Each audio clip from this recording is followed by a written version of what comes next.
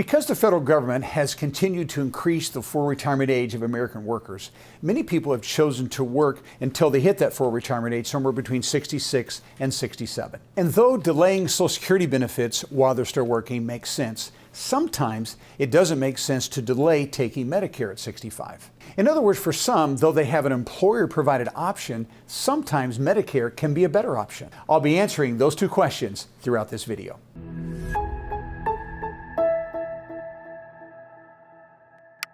I want to begin today by sharing with you really why we're providing this information for you, because we have this happen all over the country where people realize going on Medicare is going to make sense for them.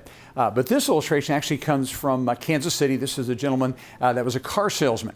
And what happened was he was approaching 65, didn't know for sure what he should do with Medicare, contacted us. And so we found out the details of his insurance. Now, by the way, he was covered under a plan through his car dealership, and it cost him $600 a month for the coverage. And this is just an individual plan. He was not married, no children on the plan, just his premium, $600 a month. Secondly, he had a deductible of $5,000, $5,000, and meaning his plan paid nothing until he had to reach that deductible. Okay, and so when you think this through, so $600 times 12 says he's paying $7,200 a year in premium, and he has a $5,000 out of pocket before the plan pays anything. So what's he paying? He's paying $12,200 before anything actually would be covered by that plan. So again, not a very good option. Medicare was much better. So he went on Medicare, got a plan, and I think that entire plan was going to cost him total of about $350. So what was he spending? He was going to spend $4,200 in premium, and he only had a $250 deductible. So you can see it saved him substantially money, and frankly, he had better coverage as well. So that's what I'm trying to share with you today. So let's talk about the details of those where this may make sense. All right, so the first thing that we want to address is making sure that everyone knows who has to go on Medicare at 65 and who does not have to. So that's the question, who does and who doesn't? Well, first off, there's some people who have to, okay? And the people who have to go on Medicare at 65 would be anyone that is retired already, meaning their spouse no longer working. We have no employer plan option available. You have to go on Medicare at 65. Anyone today that is covered by a COBRA insurance. You may want to keep the COBRA for a while. Sometimes that makes sense, not too long. But once you're 65, the COBRA insurance only pays second. So you have to go on to Medicare to put Medicare in the first payer position, because you have the claim and you're 65 eligible for Medicare and you're on COBRA. That COBRA insurance, I promise you, will only pay second. So you got to go on Medicare A and B. The third group of people would be anyone that is covered by what is called TRICARE insurance. Now, this is exclusively for those that are retired from the military, served our country, and they get TRICARE insurance. It's excellent insurance. And once they turn 65, though, it converts to what's called TRICARE for life. And TRICARE for life only pays second to Medicare. So you're 65, you got to be on A and B if you have TRICARE. In addition to that, anyone that has an Affordable Care Act plan, in other words, they went through the healthcare exchange to get that individual plan or family plan, the ACA plans. And so what happens, once we turn 65, technically an ACA plan can be kept, but you would never want to keep it. And the reason for that is because all the financial benefits of the ACA plans are going to be, they're eliminated at 65, meaning you no longer are going to get tax subsidies, decreased premiums. You will pay the full premium for the plan, you'll pay the full deductible, and there's no cost sharing at all by the federal government. So again, that plan is not going to be attractive. So you are going on Medicare at 65 if you have an ACA plan. And then also, anyone that is considered to be covered by what is called a small group or a small employer type of a plan. Now, small to the government means that there are 19 employees on the payroll or less, 19 or less. That's the threshold. Now, those could be part-time, full-time, doesn't matter. And by the way, those 19, it's not about whether they're covered by the plan at work. It just means they're on the payroll. And so if we are 19 or less people on the payroll, then you have to go on Medicare, because that company plan, that group plan, will now go in the second payer position. And if you had a large claim, I can assure you, you would find that out. A lot of people are not aware of it. So these are the 5 groups of people that have to go on Medicare at 65. That leaves for us one group of people that does not have to go on Medicare at 65, and that is this: anyone that is covered by what Medicare defines as a large group employer-provided plan. All right? and that is any employer that has 20 employees or more on the payroll. This group of people does not have to do anything with Medicare. You don't have to enroll into A, you don't have to enroll in B, you totally can delay taking your Medicare A and your B. I'll explain more about this as we go along, but I want to start by making sure we're clear as we talk about this video. This really would be the group of people that we're talking about, or of course those that are even in the small group plans because they have to. All right, let's look at those details. All right, so we know who we're addressing. Those that are in a group plan, 20 more employees that are on the payroll. So you have this employer plan option available. Now keep in mind, it could be your employer, it could be your spouse's employer. Both are going to be applicable here. And so why would someone want to switch if they have this employer provided plan? Well, there's a couple reasons. The first one is you're absolutely dissatisfied with the plan itself, meaning it may have limited coverage. You just have not been happy with the way that plan has provided your healthcare services, and they're out there. Frankly, there are some plans that are just very mediocre. Sometimes they're very lousy, and so you're just simply dissatisfied with the plan. It could be that you're dissatisfied with the providers. You may be on an HMO plan or even a PPO plan, but you're finding that you have limited provider choices. And because of that, you just don't feel like that plan is really worth your money. It's not worth you being on the plan. So that's going to happen from time to time. Thirdly, it could be that you're dissatisfied with the premium. And this was the gentleman in Kansas City, $600 a month. Medicare was a much better value than that, meaning you're just simply paying too much for that plan. And so I do want to pause for just a second and clarify something here, because I had this happen not long ago. Now this was actually a lady, and what she had, she was out of St. Louis, Missouri, and she was on a plan where the employee-only price, just her by herself, was $100 a month, okay? Now, she was turning 65, contacted us, wanted to know what she should do with Medicare. And so I asked her, well, what does it cost you to be covered by the group plan at work? For her, it's $100 a month. But her husband was also Medicare eligible, and so she had him covered by her plan as well. And so I said, what's it cost to cover him? And so together, employee plus spouse, and sometimes it's considered employee plus family, and hers it was spouse, then the premium was $500 a month on the plan. And by the way, it was really a decent plan. It had about a $2,500 deductible, so that was not the issue. The issue was the premium. And so what happens here is it was costing her $400 a month to cover him with a $2,500 deductible. So again, Medicare was a better value, beat the premium by about $50 to $100 a month, and had a much lower deductible. Okay, and so it made sense. So my advice to them, and this is what they did, I said, ma'am, if I were you, I would stay on the employee plan. It's $100 a month. That's a great value. But as far as your husband, you're paying too much, a little higher deductible than what you have to have if you're on Medicare. So that's exactly what they did. All right, so we find out two things about the premium: employee-only price plus the spouse price. All right, now also I want to talk about this. Another reason you could be dissatisfied with, we call this your max out of pocket. These are annual numbers, and some plans annual max could be $5,000, sometimes $10,000. I've seen it even beyond that, which means what kind of risk are you at when it comes to the maximum out of pocket? If you got cancer or if you had some kind of a serious heart issue, what would you have to spend on the annual basis? Because those max out of pockets reset every January. Okay, and so you got to be clear on these kind of details. So what we're saying is, and when people look at these kind of plans and they compare those with their Medicare options, sometimes it's going to be in their best interest to switch. So as we talk about max out of pockets, let's clarify. What do we usually have? Of course, you're paying a premium. That's not in the max out of pocket. What's in the max out of pocket would be, what is your deductible? And then what are your other out-of-pocket expenses? These could be co-pays that you pay to providers, and it also can be co-insurance. Co-insurance is usually 80-20, sometimes 90-10, which means the insurance company pays 80% or 90%, but you're responsible for that 10 or that 20%. And once you have paid all your co-pays, which you would pay directly to a doctor's office or a specialist, and the co-insurance, how much are you then going to be at risk? And if that's a high number, $5,000, $10,000, then sometimes Medicare makes sense just for that. And then, of course, the deductible. Now, the deductibles right now on average are about $2,500, but I have seen them oftentimes $5,000, like the car salesman.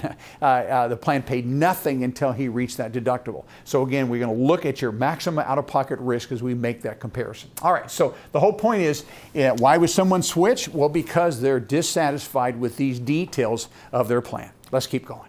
Now, should everyone switch? And the answer to that is not. In fact, when not to switch, and very specifically, there's times when you should not switch your plan. Number one, let's say that you have a good plan.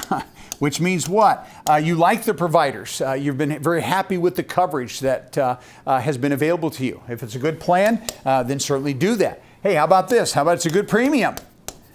My rule of thumb is, generally speaking, this: if you are paying just for yourself individually around $250 to $300 a month plus, then you need to be seriously looking at Medicare, because Medicare may make a better option, especially if you have a high deductible. Okay, and so the point is, if you have a good premium, so we're below that amount and it makes sense, then stay on the plan. There's a third reason why you most definitely should stay on the plan, and that is if you have a younger spouse, okay, that's covered by the plan, or children. Remember, your children are covered on a plan up until age 26. So we would never want someone, if their children do not have other options, or their spouse does not have another option for insurance, then we certainly are not going to go on Medicare because they're going to be adversely affected by your decision to go on Medicare. But if your spouse is not covered by the plan, or children are not, then again, it still makes sense. But if they are, then that's something that you would probably want to continue to delay taking Medicare because, again, you're not going to help your spouse or your children in that situation. Hey, if you found this video helpful and you want to see more Medicare information just like it, then go below, right below the video, and you can give us a thumbs up as well as subscribe to our channel. And every time I put a new video, which is about 2 every week, you'll be notified of that video, and others just like you who need this vital information will get it as well. All right, that brings us really to our fourth item then. If we decide to go on Medicare, what's that Medicare coverage going to look like, and what's it going to cost? And so the majority of people, 90% of all people that are going on Medicare today, are either going with an Advantage plan. These are also called C plans. These are private health insurance companies that replace original Medicare. And so the other group of people are doing supplemental plans. Now, these supplemental plans are also called Medigap policies. Medigap. All right. And so these are the two systems that are available to people. There are some people that have nothing. They don't have either one of these. They just have A and B only. Very risky. Would never recommend that whatsoever. So the majority of people are going to have either an Advantage or a supplemental plan. So let's talk about what the coverage looks like and the cost looks like. So the first thing is we look at an Advantage plan and a supplemental plan. Both of these have something in common, and that is we have to be enrolled in Medicare A and B. Both of them require that. Okay, now, the majority of people have Medicare Part A, which is the inpatient hospital side of Medicare. Most people have that at a 0 premium. There's no cost for that, and the reason is because we pay Medicare taxes. If you're working, you're paying 1.45%. Employer matches 1.45%. You're funding Medicare, and we do that all of our working life through FICA taxes or self-employment taxes. And so the point is we fund Medicare. So Medicare, when we go on it, offers us Medicare Part A at 0 premium as long as we have paid into the system 10 years worth of work. They call it 40 quarters because we can get up to 4 quarters in a year. So we pay into the system. Medicare A has no cost. B does have a cost to it. Now, it varies, but most people right now are paying $174.70 a month. That amount of money is actually based upon your income. So a single filer files a single return that's below $103,000 a year this year, 2024, will pay $174.70 a month for Medicare Part B.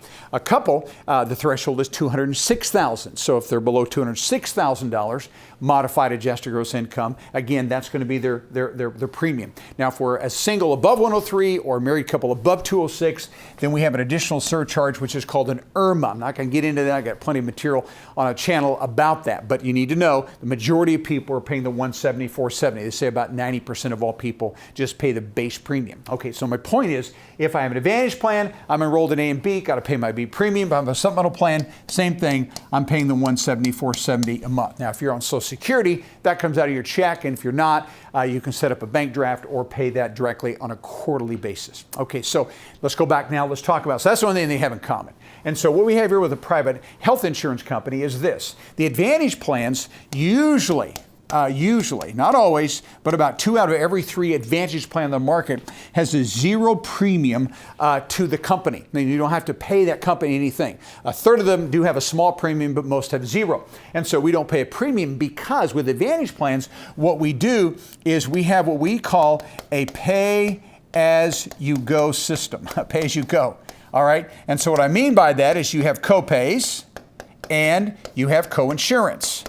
on Advantage plans. So if you see a doctor, could be a $0 copay to $5. Specialists, maybe $30 to $50 to see a specialist. Go to the hospital, probably $350 a day up to maybe 5 or 6 days. You have a CAT scan or an MRI, maybe $250. Outpatient surgery, maybe $350. But the point is we pay as we go, either flat copays or co-insurance, which again is a percentage of the bill. But every Advantage plan then sets a limit as to what these copays are going to be. We call these max out-of-pockets. Okay, now right now there are HMO plans, and I would say the average HMO plan today probably has a max out-of-pocket of maybe $4,000 or so, could be give or take there. PPOs are going to be around that maybe $6,000 copay, max out-of-pocket for the year. And so the point is when we have a max out-of-pocket on an Advantage plan, we pay copays, we pay co-insurance until we hit the max, and once we hit the max, if we do, then we don't have to pay anything else the rest of the year. The company covers everything 100%, and then in January, those max out-of-pockets will reset. Okay, so that's the way that these particular plans are structured if we decide to go with an Advantage plan. Now, if we decide to go with a supplemental plan, what happens is Medicare A and B have financial gaps. There's 3 gaps on the A and there's 3 gaps on the B. And what I mean by that when I say a gap, it means this: Medicare pays first, but Medicare doesn't pay in the original system anything 100% other than preventive services. So immunizations, maybe shingle shot, wellness exams, those kinds of preventive services, mammograms, Pap test, colorectal screenings, those kinds of things. They cover those 100%. But everything beyond that, just normal doctor services and surgeries, those kind of things, there's always going to be a balance to the bill, something we're responsible for. And that's what we call gaps. You're liable for those gaps. So on the A side, the inpatient side, we have 3. The B side, we have 3. And so, again, I got a lot of videos on the details of this, but here's what I'm trying to teach you. When it comes to the cost and the coverage over here, when I get a supplemental plan, I'm buying a supplemental plan to cover the gaps. 70% of all people today are buying a Plan G. And so we pay a premium for that Plan G. Right now, the average probably is right around let's call it $130. You could be in a state where it's a little lower, a little higher. I'm just giving you kind of a range. But that G plan will actually cover 5 of the 6 gaps that are in Medicare. The one gap it doesn't cover would be the Medicare B deductible. This year, that's $240 for the whole year. So if I have a G plan, everything's covered, but once a year, the B deductible, which is almost full coverage. Okay, now the second most popular plan is called the Plan N. And again, both of these are great options. Plan N is going to be a little cheaper than the G plan. I would say on the average now around $100 a month, something like that. And it's going to cover 4 of the 6 gaps, plus you have some copays with the N plan. All right? And so sometimes people like the extra $30 savings. N plan's a very good plan. It covers all the gaps except for that deductible, plus a thing called excess. Now, excess charges is when a doctor adds to the Medicare bill. Less than 5% of the time does this even happen, but when it happens, if you had an N plan, you would be responsible for excess charges, plus every time you see a doctor, they can charge you up to a $20 copay. Go to the emergency room, up to a $50 copay. So I get a little bit more risk, not a whole lot, but a little more out of pocket, but again, the savings is going to be a little bit better. So here's the whole point. When I take a supplemental plan, what I'm doing is I'm paying a premium to get rid of the risk, and I'm pretty well done. Over here, I didn't pay a premium other than the Medicare, but I pay as I go until I hit my max. And both of these are really good options, okay? And so I want to clarify, when we go on Medicare, we're going to look at these options. And so we're going to compare those to your plan. What's the premium on your plan? What's the max out of pocket on your plan? So we're going to compare these details before we would ever make the decision that it's time to switch. But I want to make sure you're clear. So let's go back to my car salesman in Kansas City illustration. So the Part B premium is $174.70. He got a Plan G, and so let's just round that to $175 to keep it simple, okay? He had a Plan G for $130, and then you also have to have a drug plan. The drug plans right now, there's some that are 50 cents a month, there's some that are average about 25. So let's just add $25 to this, so we're at $200, so we're at $330 a month. And what does he have out of pocket? Once a year, he's got to meet the Medicare B deductible. See, that's why I'm saying his plan at the dealership was right at $600 a month, $5,000 deductible. So really, it was a kind of a no-brainer for him to go ahead and move to Medicare and take that supplemental plan. So my point is, we take the time to compare these to what your employer plan looks like, and sometimes it makes sense to switch. Hey, Medicare can be very confusing. In fact, people make mistakes all the time because of how confusing it is. So what I've done is I've actually created a Medicare, notice this, Essentials Workshop, where you have the opportunity to really learn everything that you need to know about Medicare so that you can make Medicare decisions. There are thousands of people every month that watch this workshop, and we get lots of reviews saying that this is something that really was helpful to them. And so what you can do is down here below in the comments section, you'll see where it says pinned comment. At the very top of those pinned comments is a link. And you click on that link, what we're going to do is we're going to give you free access to this Medicare Essentials Workshop. And we want you to watch it because we don't want you to make any mistakes. All right, that brings us now to our fifth item, and that is this question here. When can you switch to Medicare? When can you do this? Well, there's a couple different options here. I want to clarify how this is going to work. So the first option, you can certainly go on Medicare at 65. We've seen that. Regardless of the employer plan or not, if you want to go on Medicare at 65, as long as you have 40 quarters, 10 years worth of taxes, or your spouse or ex-spouse does, then we can go on Medicare. Okay, they have to let you go if you're still working at 65. Now, the majority of employers will actually let you go on to Medicare at any time after 65. Well, why is that? Well, because frankly, they're ready to let you go. The majority of employers right now, if it's a single plan, they're paying about 85% of your premium. If it's a family plan, they're paying about 70% of the premium.